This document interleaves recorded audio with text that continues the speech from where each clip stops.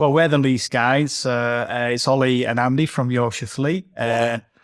Episode 1 of the podcast. It's going to be a rather analog feel to it, I think, in a digital world, as we like to say. But what are we going to talk about this week? We're going to talk about the hot topic that is electric cars. Hopefully give you a few tips and make everything a little bit clearer to what's going on in the world, because we all know it's a little bit confusing. Yeah, it is confusing because we're used to cars being a number, aren't we? So we think about cars as an engine size. So we think, it's a 1.6 litre, 2 litre brake horsepower, don't we? So electric cars throws out the window. So what's an easy way of understanding how the numbers? Well, batteries are put into kilowatt hours. So you have to every battery is bigger or smaller, and the bigger the battery size, generally the bigger the range. Some technology is better than others. The likes of Tesla, they're very, very good. They can get more range out of a big battery. So a battery size and measure it in kilowatt hours. So if you think of that as the size of a fuel tank, so if it's got a big number on the kilowatt hours, then it's likely to go further, I guess. And then the power is just kilowatt. So we've got a number where something that's 70 kilowatt, I think I wrote this down. 100 brake horsepower is about 75 kilowatts. So that gives us an idea. And a typical battery size might be anything from 35 to 90, or even now 100. Yeah. And as far as the number of miles per kilowatt hour, that range that varies on sort of how good the manufacturer is at building these batteries, and it's somewhere between 2.5 miles to, I think it tops 4.5 to 5 miles per kilowatt. So you can work that out. That if you the bigger the battery on a 5 kilowatt range, it's going to go a lot further. Yeah. Okay. So obviously there are lots of different cars out there, different ranges, and that seems to be the main kind of concern for people switching from a petrol diesel to a electric. Yeah. It's range anxiety, isn't it? It is, and it all depends on your journey. People say, well, I do need something that's going to do 250 miles, as a minimum. Yeah. But then you strip down your average journey to what you actually do in a week. And most people probably generally don't do more than 30, 40 miles in a day. Yeah. That's, if you would take your average commute, it's very small. It's just these, odd journeys during the month, see friends, family trips that, they're the big ones. Yeah. So you need to work out those journeys, and then how are you going to manage from there? Everyone's used to going to Tesco's, filling their car up and seeing 500 miles on their range, aren't they? They are. And you've just got to get away from that as a mindset. Yeah. And we're creatures of habit. We like safety, we like to know, and that's what we've been stuck with all our lives. Yeah. As soon as you move away from that, it becomes like, don't really want to do this. Yeah. I think what we would say is you need to be able to charge it at home, because you can't rely on public chargers for everyday use. So if you're going to get an electric car, the likelihood is you need to be able to charge it at home, and not on a normal 3-pin socket either. No. I mean, charging at home gives you because you're leaving the house, on a full tank, basically all 3/4 of tank. Yeah. We'll come to this charging, when best to charge, how to charge, do a little bit later. Yeah. But yes, charge at home, but it's not possible for everybody. You live in a terrace street. Yeah. It doesn't always work. Things are getting better. And I wouldn't say if you can't charge at home, you can't have an electric car. I suppose it depends where you live. If you're out in the sticks somewhere, you probably want to be able to charge at home. But if you're, I don't know, in a area where there's better infrastructure, then maybe you can rely on it a bit more. But that's right. Yeah. I suppose so whether it's suitable or not for someone, I suppose if you just took a radius of how far a car could go around someone's house, and they always drive within that radius, then they're always going to be able to have an electric car. That's probably the best way of the best way of describing it. A way of describing it. Yeah, and charging yeah, yeah. Charging out and about other than being at home is, there are lots of options. There's lots of supermarkets now with 7 kilowatt chargers, that are free, and you can quite easily, just go and stick your car in there for a couple of hours and put, 30, 40 miles on, over a period of time. It's not impossible. So how long would you've got a Tesla? I have, yeah. So you've had different experiences of charging. I have, yeah. How long does it take to get maybe 50 or 80 miles in your... Well, it depends on because there's different types of chargers. So the 7 kilowatt charger, which is what you have at home, I plug that in overnight and it's probably on for about 8 hours. 8 hours is the average time for most cars from empty to full. Okay. Tesla are very good. I think some of the manufacturers do this, but they precondition your battery, which basically means warms the battery up before you get to your charging point. So Tesla knows that you are on your way, and as soon as you get there, you are ready, which means it'll take the electricity quicker, and it'll charge quicker. What you find with any battery, like an Apple or an iPhone or Samsung, you charge your phone and you charge from nothing to 80% reasonably quickly, but that last 20% is always a lot slower. Right. And that's to protect the battery from overheating and basically wearing out. Okay. Good. I thought I would just do this one. Oh, great. Thank you. So I've got 10 cars here, and they're all picked at random. So I thought if you put those in order of... Let me tell you, it's Monday morning, so it's the brain hasn't worked all week. And maybe just give us a little commentary on each of the cars. Oh, thanks. This is I've got the answers in front of me. Okay. I'll give you a clue though. 5 of the cars have a range of over 300 and 5 don't. Okay. So right, I'm going to put these in order. Okay. Yeah, or something like, just shout them out. Right. Okay. Tesla Model Y, long range. So what kind of range do you think that's? Because I'm a Tesla owner, I suppose that's a little bit of a cheat, but I would say it's certainly long range now is probably somewhere between 320, 330 miles. Shout. Yeah. There's a couple of cars actually with a longer range than that in that. Right. Okay. Well, I'll be interested to know that actually, because need to change the Tesla soon. We have got the Genesis, which is a new brand on the market. Quite impressed with those actually. Yeah. We went to the Fleet Live show at the Birmingham NEC recently, and there was a full display. And I haven't seen one up close before, but they're a brand of Hyundai, else. I think, aren't they? Is that their sort of niche brand? Yeah, new to the market again. Nobody's ever heard of them. No, but it was impressive. Yeah, and good range as well. And build quality, is it okay? Sorry? Build quality, okay? Seemed to be. Yeah. It looked really good, and they seem to have like an SUV range and more of a traditional style range. Well, there's a Genesis GV60 on your list here. Yeah. Which, I do know it's got a 77 kilowatt battery, but I think that is probably, I'll go around 250 miles on that. I don't know, something for range. Yeah, you're wrong on that one. Oh, great. Industry expert. 320, according to the Google. So, yeah. There's one, right, the car at top of the list, see if you can pick that one out. For the best range? Yeah. Okay, well, I would say the Mercedes EQS. It's the Mercedes EQS. Yeah, because the battery on it is, I'm from memory, is over 100 kilowatts. Very, very expensive. Yeah, love one of those, but I think they're over £100,000. I might be wrong, but what do you think about the range? The range, I would say 350 to 400. Yeah, 453. Wow, so that's really good. Yeah, pretty good. That's all your all your problems answered, isn't it? If you've got £100,000 to go and spend on a nice Mercedes. So your top 5, you've got the Genesis, you've got the Tesla, you've got the EQS, not in that order. There's 2 more that do over 300 in that lot.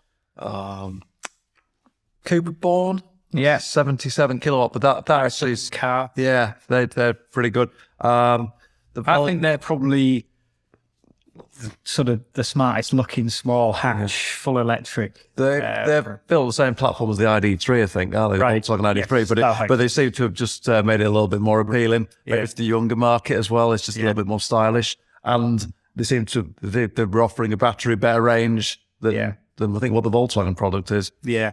What else have you given me here? There's one more in there. There's a Volvo. Not that one. Not that one, because that's a small battery. And it's not a Fiat 500, because... It's a bit of a cheat. It's a Volkswagen because it's an ID4. For some reason, just slightly less than the Cupra, which I'm guessing is the same. Yeah, same battery, but the ID4 is quite a big, heavy car. Yeah. So I think probably that's where they lose probably some of the range, I would guess. Yeah, I guess so. Yeah. Yeah, there's a couple in the 200s.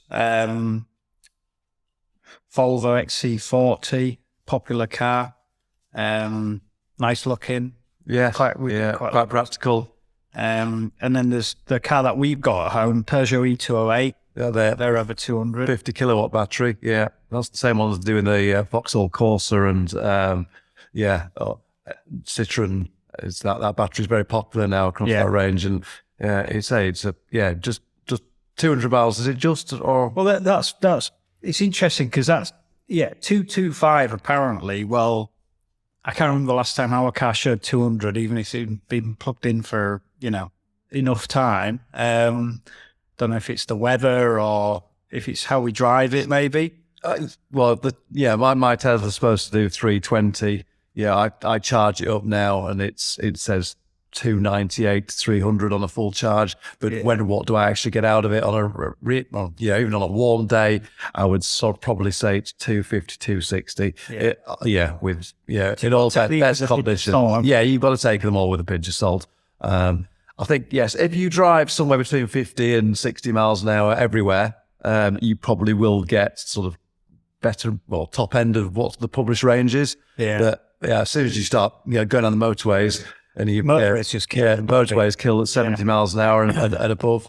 I think with electric cars, the slower you go, the better they are. Like, the diesel, you want to do 56 mile an hour, but with a petrol, electric car, they just want to go too little. Yeah. The problem with electric cars, they both know, they're very quick. They're very nice to drive, they're very easy to drive, but you want to put your foot down a bit more, and then you just eat up, you just eat your battery. So that's one thing to take into account, is just a bit, probably a little bit more conservative with your right foot. And the one on the bottom of the list was a Honda E. But it's going to be a city car, it is a city car, and it's got such a small battery, and it's probably not for everybody. It's a London car, probably, I would say. Maybe, certainly a city car. Yeah. It's very small, so it's very light, like the Fiat 500.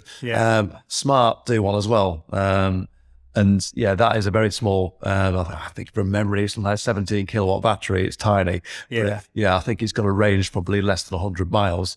On a good day. I threw the Mini in there. I thought that was a bit disappointing, really.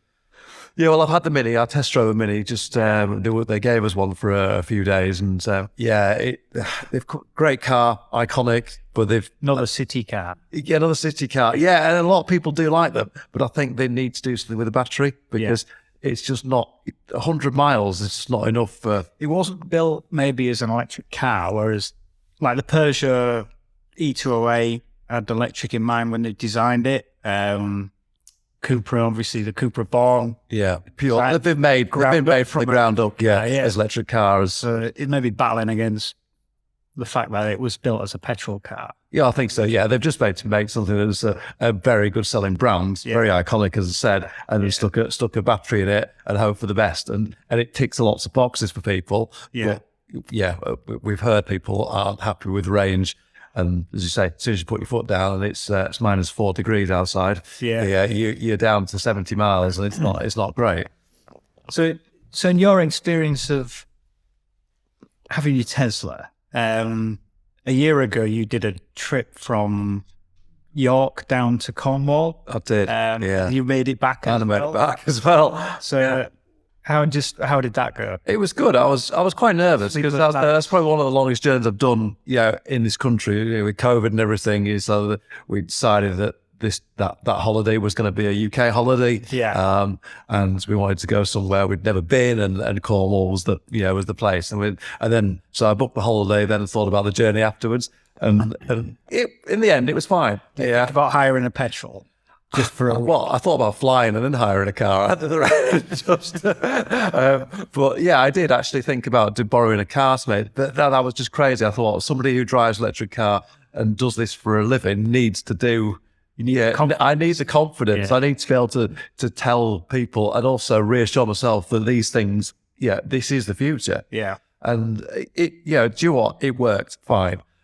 Soon as you get, I think I left York full charge. We were just south of Birmingham, big supercharging network down there. Yeah. It was summer holidays. It was very, very busy. The UK roads are packed. I mean, one thing, there were wardens in the motorway service stations getting people to go around. And one thing I did notice that the charging points were all very busy. Yeah. Tesla were brilliant. Yeah, you can just go in there. Had to wait a couple of times, but went in. Yeah, pretty much back to full. And I tried to always go back to full or near enough. Mm-hmm. Then we got south, just down into sort of just off Bristol, and again another full charge. And I always tried to keep it topped up. Now and then there are the problems, but I suppose the worry starts to occur when we get into Cornwall and it's very rural. Yeah. And then you start to realise that you're running out of super fast chargers.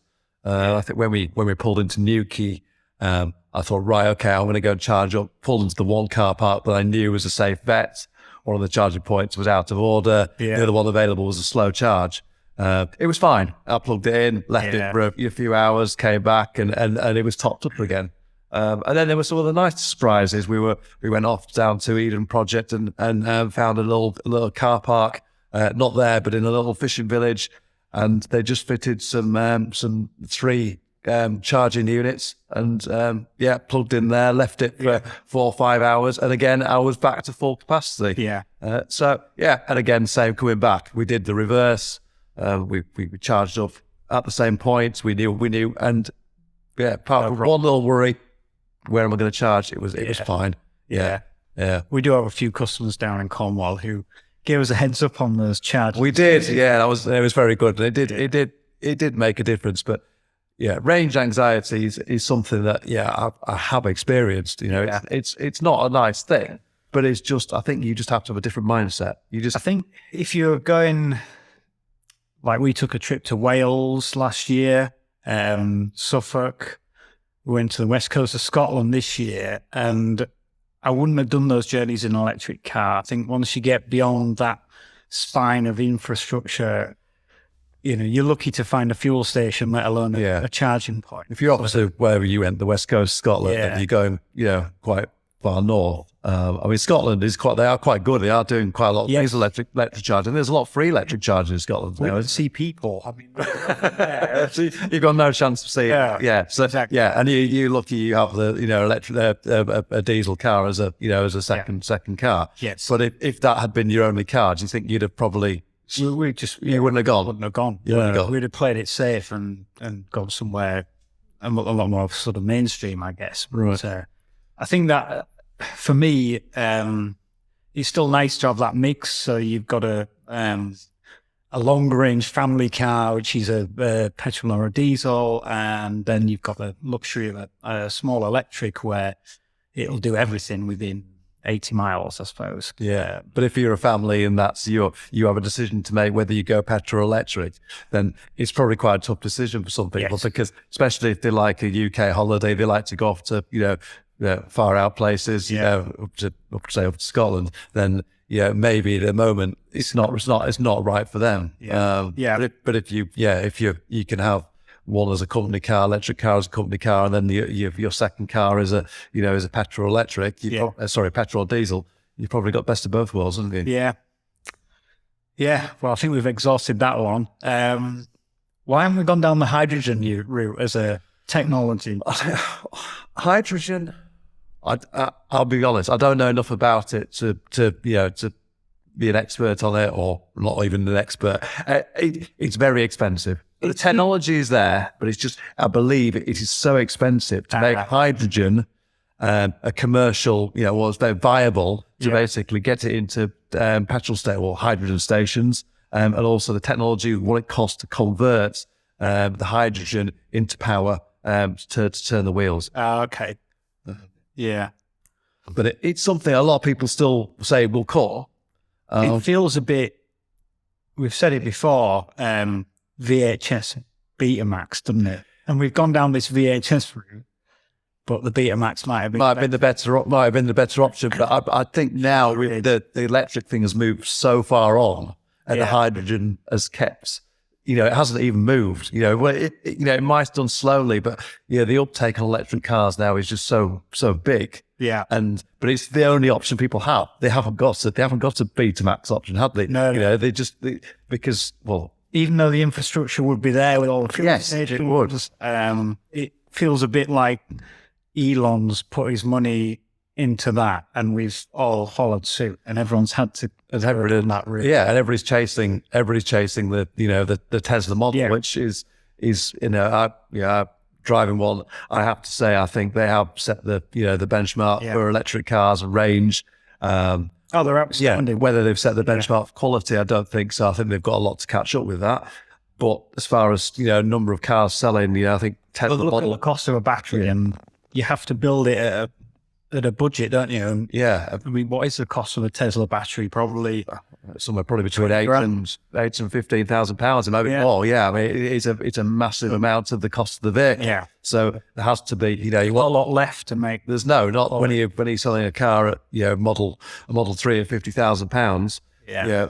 The rest of it's going into the car and the chassis and so something gives, and I would say maybe the quality gives. And will anybody catch up with Tesla? I don't know. I mean, I think they've all got a long way to go. BMW do try very hard. Mercedes, Audi, they're nowhere near on range. Apart from if you want to go and spend £100,000. Yeah, I do think they've stolen the leap on the market, really. Yeah. So why are people going electric? In your experience, I mean, what's the motivation? What's the driver on it? Yeah, because they're not. I mean, let's face it. Are they green? I mean, the power doesn't come from thin air, does it? I mean, it does in some respects, but mainly it's probably coal-fired power stations. The batteries, the batteries, lithium. It's a lot to get out of the ground. Well, there's supposed to be recycling batteries. And everybody's saying that they are going to do this. We've heard a lot about it. Everybody's very quiet about it. You can buy, I believe you can actually get a new battery for your Tesla if it goes. What happens to the old one?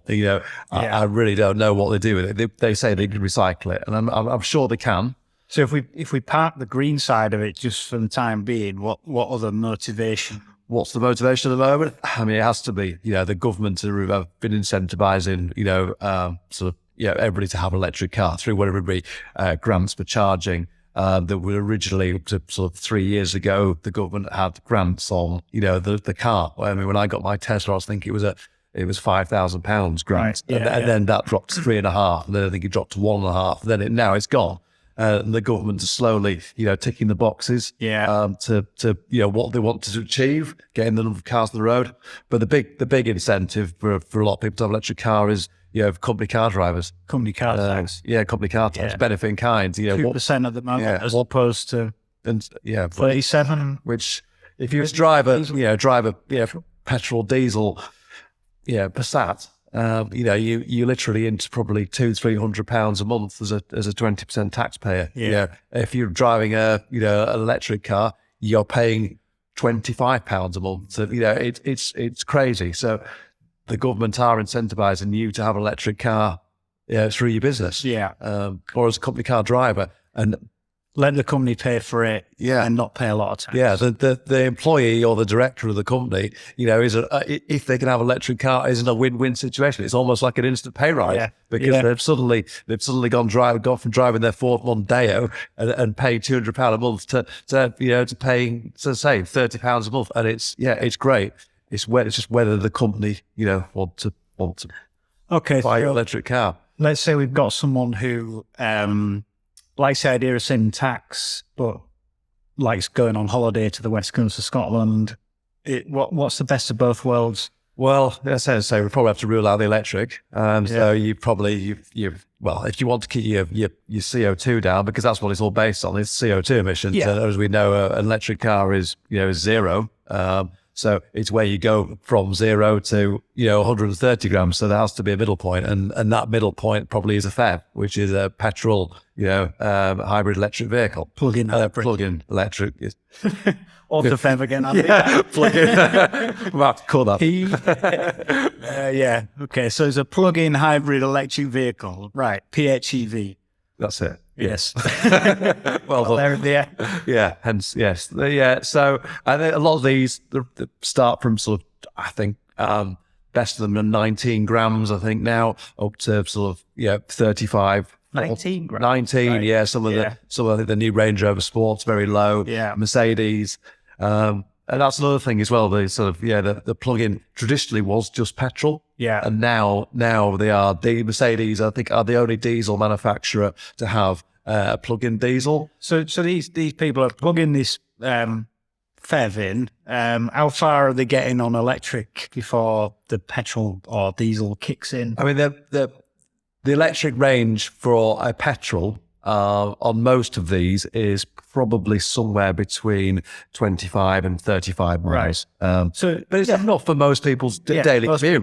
Most people could quite happily run that car and just run it around town, even commute to work. And if they're lucky enough to have charger points at work, charge it at work and then and home again. And that's probably the way they've been designed to be used. So they're saving on fuel because massively. Even with electric prices going up, there's still a massive saving, at least half the cost of fuel, isn't it? It is. We think. And if they're putting it through the company, it's very, very tax efficient. So it is, As I say, I mean, and there's more choice of vehicle.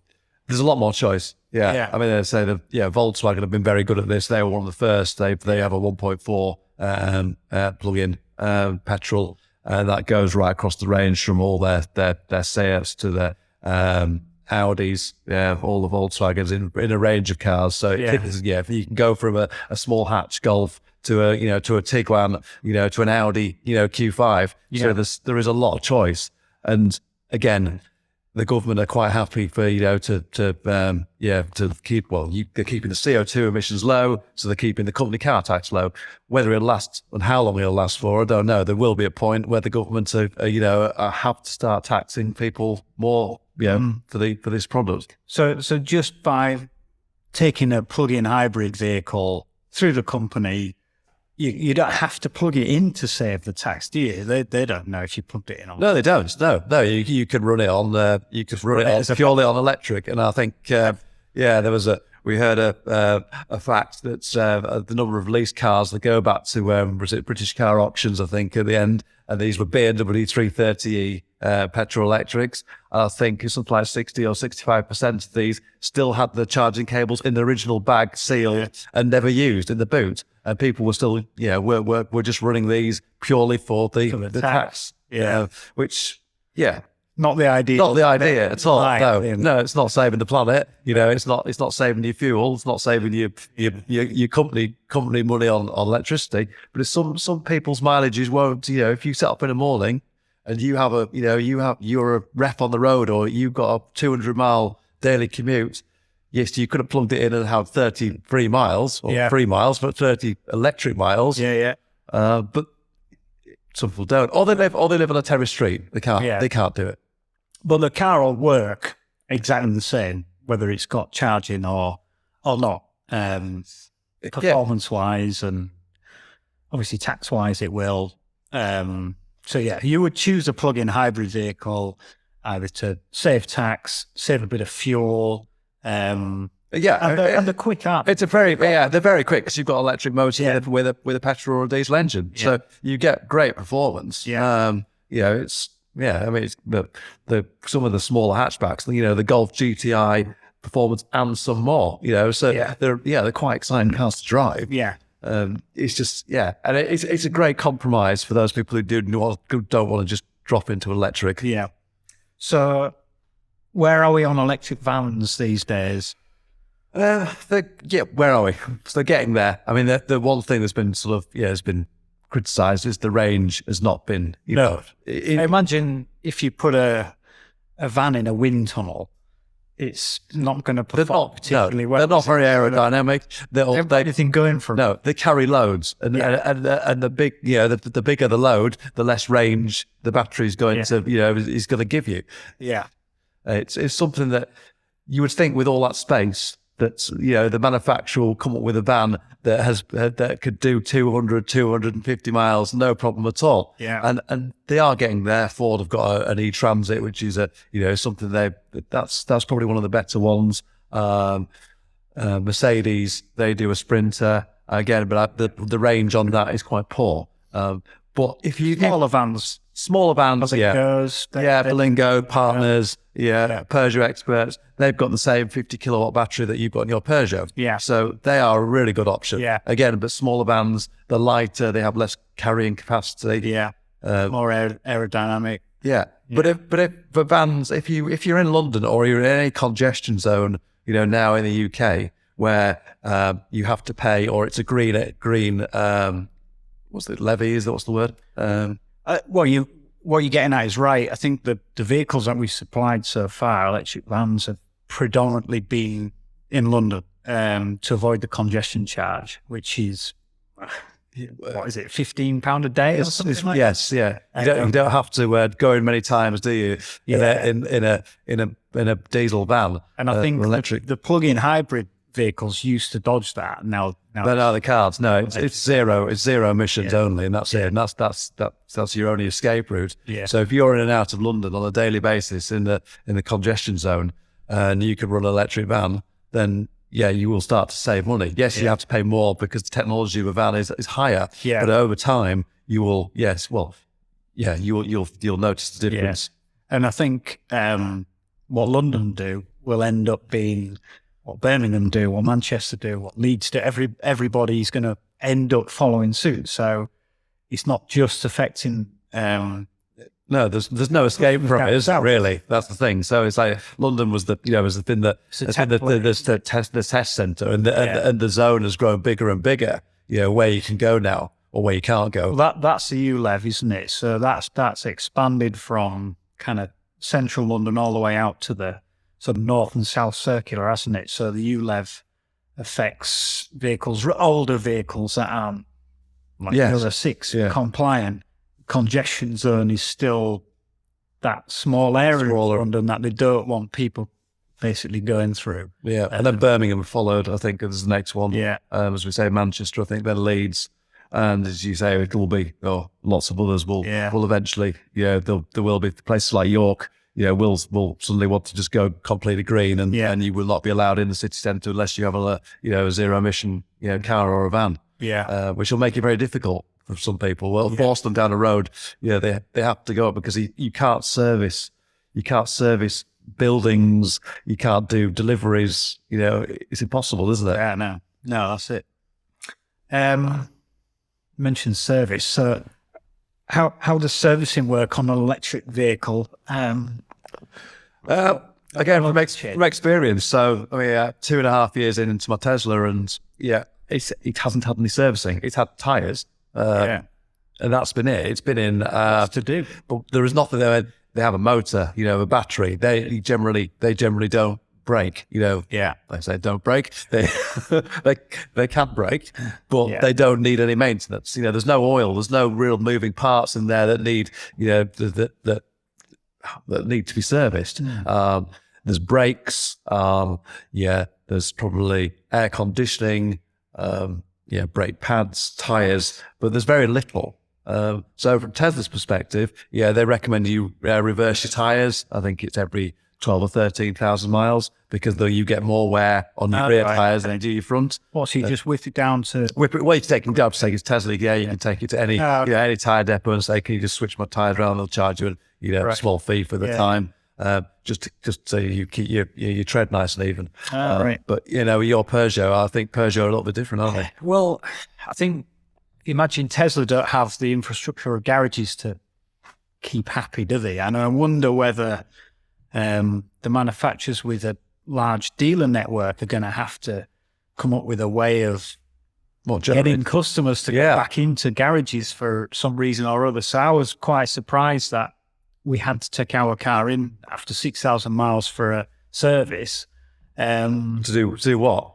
Plugged it in and checked to see if anything was wrong with it. And was there presumably if there was anything wrong with it, it would have been a warranty issue, but it was a recommended service. I had to do it. And if you hadn't done it, you'd have probably been invalidating the warranty. So they've got you. It has a service pack. In other words, like a petrol car, it has a service pack. But it's more now it's 2 years. Get you into the dealership for them probably to generate some revenue, because if not, they're not going to see you for 3. Yeah, like Tesla aren't going to see me. I mean, it's no, they don't want to see you. Yeah, and garages. They do have the few servicing, but it's more for making sure new cars go out rather than actually seeing the used cars back. So it's a different model. Be interesting to know what other manufacturers are doing on that. Well, because we both worked at dealerships, many years ago. We know that dealerships, that a lot of their money comes not just from new cars. They rely on service centres. That it's a machine just turning over constantly, servicing cars and warranty, and without that, they are going to be sat there scratching their heads, wondering what to do. No, that is it. So no, it'd be interesting to see, how some of these other manufacturers, you say, like Mercedes, what they'll start charging, and also what they demand for you to go in, how often.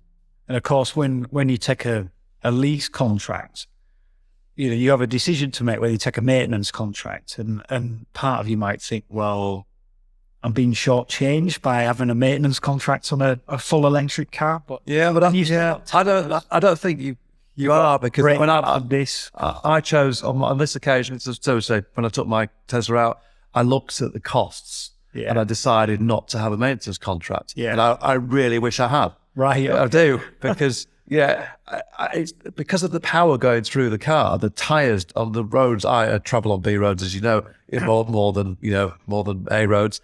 And the tires do go quite quickly. You've got so much power, brake horsepower going through those rear and front wheels, that they do go quickly. If I'd had a maintenance contract, which at the time just didn't seem worth it, I would have had my money back in tires. And that's something that you have to look at with electric car. They probably, because of the power, you will go through tires quicker than you would do in a petrol or diesel car. Yeah, so we've obviously discussed that electric cars are suitable for everybody and probably not all journeys. Yeah. So if you were going to do something fun like Route 66, you probably wouldn't take an electric car, but if you had a choice, what would you take? Route 66. I mean, my vision of Route 66 is it's a great long straight, fairly boring road. I don't know. Oh yeah, that's what I think. Right. Yeah. I wouldn't take an electric car on that. You feel like you're going to be driving through the desert or something. You'd take a camper van, wouldn't you? Exactly. Would you? There you go. That was a good guess. Breaking Bad style Winnebago or something like that, and take my time. Yeah. And enjoy it. Yeah. Like a couple of months. How about you? I don't know. You like the idea of going in something, something big and American, with a V8. But I think, as you said, or something small and sporty like a Porsche 911. But I just think, eventually I'm driving for that long on such a straight road. Take your Tesla, it drives it. Yeah, but I just don't think it would charge. You probably will. Maybe in America they're probably better at it than here. I just think I've driven in Australia on long straight roads for hours at a time. Yeah, and it's tiring. You want something, with armchairs, something with armchair seats that you can just, put the cruise control on, take in the scenery, chill, relax, and just enjoy it. Yeah. Okay. I was going to ask you a question earlier in the thing, which might be a chip in, but I was going to say, just tell me 3 things you love and 3 things you hate about your Tesla. Okay. Is it worth asking that? Should we ask that? So, Andy, you drive a Tesla. Give me 3 things that just 2 things that you love about the Tesla, and 2 things that you really, really don't like about the Tesla. Right. Okay. I mean, the performance has to be the number one. Even now, what do they call that mode? Insanity. Freak mode. Freak mode. I don't know. I've never put it in it. But ludicrous mode. Ludicrous mode. That's it. This guy didn't even work. Isn't even a lease guy. It's incredibly quick. It really is. It's just you can't get over it. I think it's quicker than 0 to 60 with the Porsche 911. So it is. Yeah, so that is one thing you can't get bored of. You've got to tame it because you can't drive like that all the time. What else? Yeah. I don't know. I do like my Tesla. I felt when I got it, you were still a bit of a pioneer. You're one of the early people to take it on. I do. Yeah. When I change that car, we'll have another Tesla. Probably more chance of having a Tesla than anything else. Because I have bought into the brand. Yeah. What I don't like about it, probably the build quality is not as good. Not a great tip run car, is it? I don't know. You say that, but all right, because it's a saloon rather than a hatchback. Yeah. But the boot is really good. I play golf. I get 2 golf bags in the back, 1 trolley, no problem at all. Compared to some electric cars, it's really good. So I would never say it's not practical. It's got loads of room in the back, but build quality is just not quite as good. You shut the doors. There was a bit of wind noise. The few little things, condensation build. Nothing you actually. No, nothing really. No, paint quality is a bit. It's not great when it falls on. No, it's not. It has come off with a power washer, which Tesla, to be fair, have put it right. But now that you've told them to use a power washer on it. No, probably not. But all in all, I went into that car with no expectations, and it's probably it's done a lot better than I ever hoped it to be, and I don't want to give it back. No, right. So good. Okay, right. Thanks, Andy. Enjoyed that. We've been the Lease Guys. Look out for episode 2. Cut. Oh, goose. Is that all right? I need to call that plug-in petrol, hybrid, electric. No, that's funny. It's not, because Johnny said it is.